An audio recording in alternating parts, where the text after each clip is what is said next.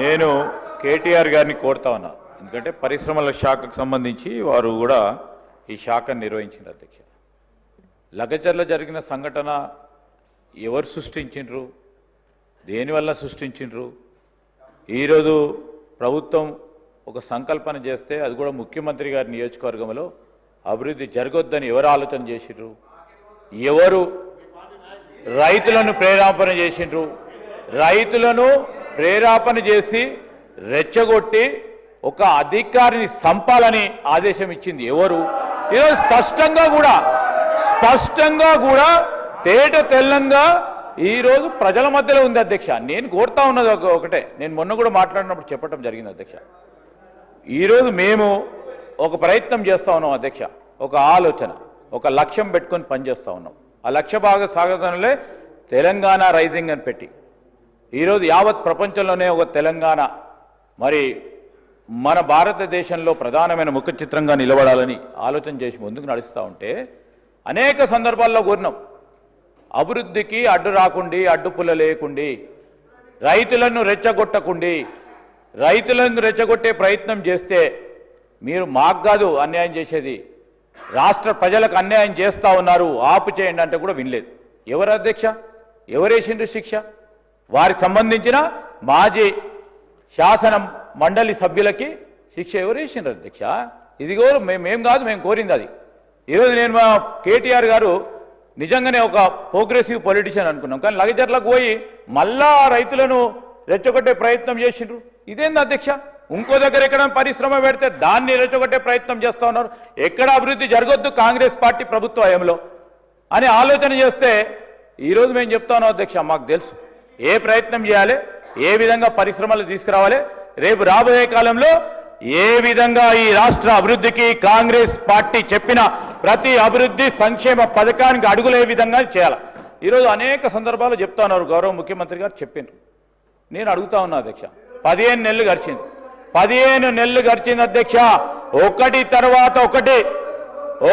తర్వాత ఒకటి మేనిఫెస్టోలో పెట్టిన ప్రతి అంశాన్ని ఈరోజు ప్రజలకు ఇచ్చిన వాగ్దానాన్ని నిలబెట్టే ప్రయత్నంలో ఇబ్బంది ఉన్నా కానీ ప్రయత్నం చేస్తాను అధ్యక్ష. మీరు ఎప్పుడైనా ప్రయత్నం చేసినారా? 10 సంవత్సరాల కాలంలో 3 ఎకరాల భూమి అన్నారు ఎస్సీ ఎస్టీ బలహీన వర్గాలకు సంబంధించి ఒక ప్రధానమైన మీరు హామీ ఇచ్చిండ్రు. 2014లో దళితుడిని ముఖ్యమంత్రి చేస్తాను ప్రధానమైన హామీ. మిగతా హామీలు పక్కన పెట్టండి సార్. అది కొన్ని హామీలు ఏ విధంగా ఉంటాయి అధ్యక్ష? ఆ హామీలు అమలు చేసే ప్రక్రియ భాగంలో ప్రభుత్వం ఏర్పడ్డప్పుడు చాలా మంది కూడా మంత్రులు చేశారు వారు. అక్కడ ప్రభుత్వం ఏర్పాటైన తర్వాత ఆ హామీలను నిలబెట్టుకోవాలని ఒక ప్రయత్నం చేసినప్పుడు దానికి పాలసీ విధానం తీసుకురావాల్సి వస్తుంది, దానికి రూల్స్ రెగ్యులేషన్ తీసుకురావాల్సి వస్తుంది, ఆ క్రమంలో నిధులను కూడా సమకూర్చాల్సి వస్తుంది. ఇవన్నీ చేస్తూ ఉన్నప్పుడు సమయం పడుతుంది. వారికి తెలియదు అధ్యక్ష, ప్రశాంత్ రెడ్డి గారు మంత్రిగా చేశారు. ఈరోజు చెప్తా ఉన్న సందర్భంలో ఇవన్నీ కూడా మేము చెప్తా ఉన్నాం. ఇప్పటికీ ప్రజలకు సంబంధించి మేనిఫెస్టోలో ఇచ్చిన ప్రతి అంశాన్ని కూడా మా పరంగా ఎన్ని ఇబ్బందులు వచ్చినా నిలబడతాం దాని పక్షాన. 6 గ్యారంటీలకు సంబంధించి ఈరోజు ముఖ్యమంత్రి గారు ఇక్కడే ఉన్నారు, మేము మంత్రులం అందరం కూడా ఇక్కడ ఉన్నాం.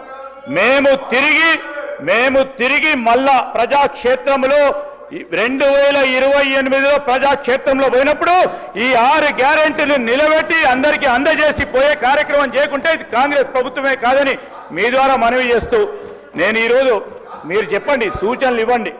నడుస్తూ ఉంది ప్రభుత్వం, ఇబ్బందులు పడతా ఉన్న ప్రభుత్వానికి సహకారం నుంచి మాట్లాడిన అధ్యక్ష. గ్రూప్ 1 కావద్దన్నారు, కావద్దని అనేక పాటలు పడ్డారు.